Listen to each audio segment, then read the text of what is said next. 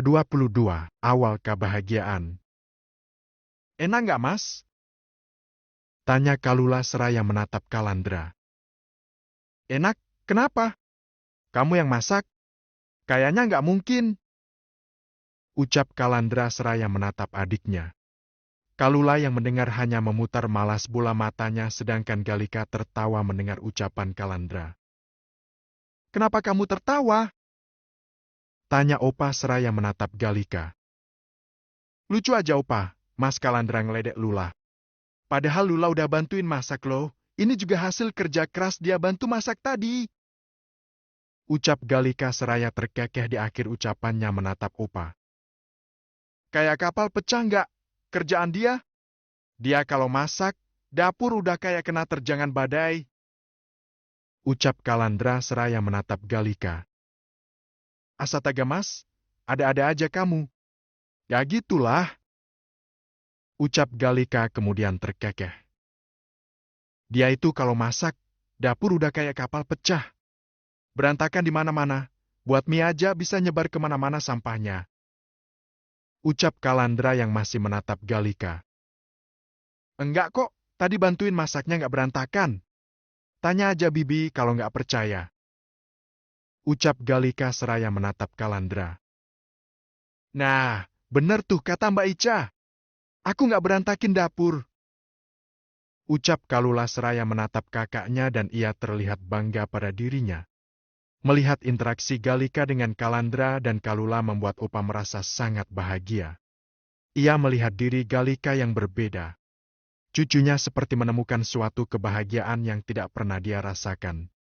Opa benar-benar berharap bahwa ini akan menjadi kebahagiaan cucunya yang selama ini hilang. Semoga dengan kehadiran Kalandra dan Kalula membuat cucunya tidak kesepian lagi. Cucunya bisa lebih bahagia dan menikmati hidupnya. Tidak terus-menerus sibuk dengan pekerjaannya. Yain, deh. Ucap Kalandra seraya menatap malas adiknya. Kalula hanya memutar malas bola matanya sedangkan Galika masih terkekeh melihat Kalula yang merajuk. Selesai makan siang, Kalandra dan Opa mengobrol di ruang keluarga sedangkan Galika dan Kalula membantu membersihkan meja makan. Selesai membersihkan meja makan, Galika mengajak Kalula pergi ke kamarnya. Lebih tepatnya ke ruangan di mana semua pakaian, aksesorisnya berada di sana. Kalula menatap kagum isi di dalam ruangan itu. Pilih yang mana yang kamu mau? Ucap Galika seraya menatap Kalula yang terkagum dengan ruangannya. Kalula kini menatap Galika. Apa Mbak? Tanya Kalula. Kamu pilih, mana aja pakaian dan seluruh yang ada di sini. Ambil untuk kamu. Ucap Galika seraya tersenyum menatap Kalula. Semua boleh? Tanya Kalula bercanda. Boleh. Jawab Galika seraya tersenyum. Enggak Mbak. Bercanda. Ucap Kalula seraya tersenyum tidak enak. Mbak serius dek. Mbak belum sempat aja milihin mana yang masih mau Mbak pakai. Terus yang lainnya mau Mbak jual atau Mbak kasih orang lain. Ini semua jajanan Mbak sewaktu masih muda dan belum kerja dulu. Kalau sekarang Mbak kurang suka koleksi begini, paling enak dan menguntungkan itu koleksi saham atau koleksi anak perusahaan. Hahaha. Ucap Galika yang diakhiri dengan tertawa. Kalula terdiam dengan ucapan Galika, bisa-bisanya koleksi hal semacam itu. Lagi pula Mbak juga orangnya mudah bosan. Jadi sebulan sekali kadang bisa beli pakaian dan aksesoris baru. Barang segini banyaknya kalau disimpan juga nggak bagus, lebih baik dijual atau diberikan ke orang lain yang lebih membutuhkan. Ucap Galika seraya tersenyum. Kalula kembali dibuat terkejut dan terkagum dengan calon kakak iparnya ini. Pantas saja kakaknya berselingkuh dengan Galika, ternyata orangnya sebaik ini. Mantan calon kakak iparnya juga sebenarnya orang yang baik juga. Tetapi memang ia orang yang egois. Sering mementingkan urusannya sendiri, bahkan dia pernah mengadu pada almarhum Ibu Kalandra jika Kalandra tidak menepati janjinya untuk membelikannya sebuket bunga. Memang orang pacaran terkadang butuh hal romantis, tetapi coba dipikirkan baik-baik. Ibu kekasihnya habis keluar dari rumah sakit, yang pastinya membutuhkan uang tidak sedikit.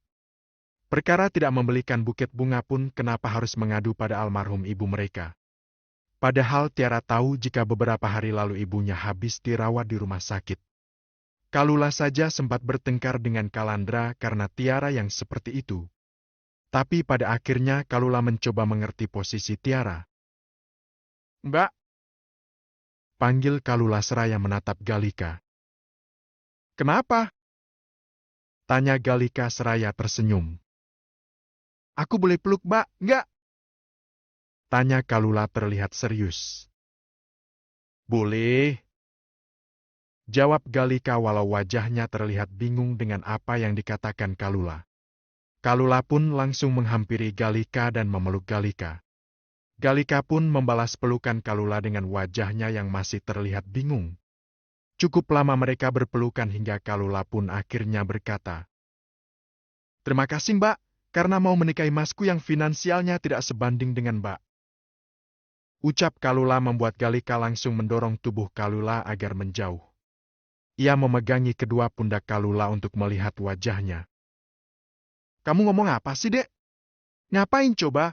Bilang makasih?" tanya Galika karena menurutnya yang seharusnya tidak ada terima kasih di antara mereka.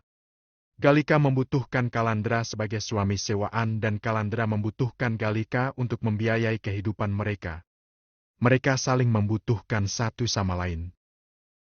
"Beneran, Mbak, aku makasih banget karena mau terima masku apa adanya. Walau kemarin aku sempat ragu dan juga masih kurang terima kalau Mbak selingkuhan masku." Ucap Kalula dengan suara yang mengecil di akhir katanya. Galika tersenyum. "Aku memang selingkuhan masmu, tapi Mbak juga sadar diri kok, Dek. Mbak dan masmu dulu nggak bisa bersatu. Yang pertama jauh lebih baik daripada yang kedua. Lagi pula Mbak juga kan perempuan, Mbak selingkuh sama kakakmu aja udah nyakitin apalagi kalau sampai Mbak maksain diri untuk tetap menikah dengan masmu. Tapi, pada akhirnya memang kita berdua ditakdirkan bersama. Mbak nyaman dengan masmu. Dia mengerti Mbak, dan gak pernah mengeluh dengan Mbak yang lebih fokus ke kerjaan daripada dia. Laki-laki seperti masmu yang buat Mbak nyaman. Di sekitaran Mbak kebanyakan laki-lakinya cuma manis di depan, dan lama-kelamaan mereka berubah. Mereka akan mengeluh karena Mbak yang sibuk kerja. Selain itu kebanyakan dari mereka cuma mau sama harta Mbak, makanya mereka tetap bertahan sama Mbak. Masmu satu-satunya pria yang gak begitu. Dia gak pernah minta apapun dari Mbak. Bahkan ketika ibu sakit pun, Mbak nggak dikasih tahu sama dia. Masmu cuma bilang ke Mbak, keluargaku adalah tanggung jawabku bukan tanggung jawabmu. Gimana Mbak nggak ter, sama masmu?" Ucap Galika kemudian terkekeh. Dalam hatinya ia hanya menertawakan dirinya yang menurutnya sungguh di luar nalar. Bisa-bisanya, bibirnya itu berkata seperti itu. Padahal ia sendiri baru mengenal Kalandra. Tapi memang dirinya sudah mendapatkan latar belakang Kalandra dan juga sudah bertanya beberapa hal pada Kalandra. Namun, entah kenapa ia sampai mengarang cerita itu pada opanya. Opanya saja sampai terkejut ketika tahu sang cucu menjadi selingkuhan Kalandra. Namun, Opa berusaha mengerti cucunya itu. Ia pun menolak Kalandra karena hubungan mereka yang awalnya tidak sehat. Namun, sekarang ia semakin mantap menyerahkan cucunya pada Kalandra. Melihat interaksi Galika dengan Kalandra juga Kalula membuatnya ikut bahagia. Ia benar-benar berharap senyuman akan selalu ada di wajah cucunya. Semua ini akan menjadi awal kebahagiaan sang cucu. Setidaknya sebelum ia mungkin meninggal, akan ada orang yang benar-benar bisa menjaga Galika dengan tulus, menyayangi Galika bukan hanya sebagai seorang wanita tetapi juga sebagai keluarga yang benar-benar harus dijaga. Kalandra laki-laki yang bertanggung jawab, hanya pria yang memiliki hati baik bisa menangis seperti tadi.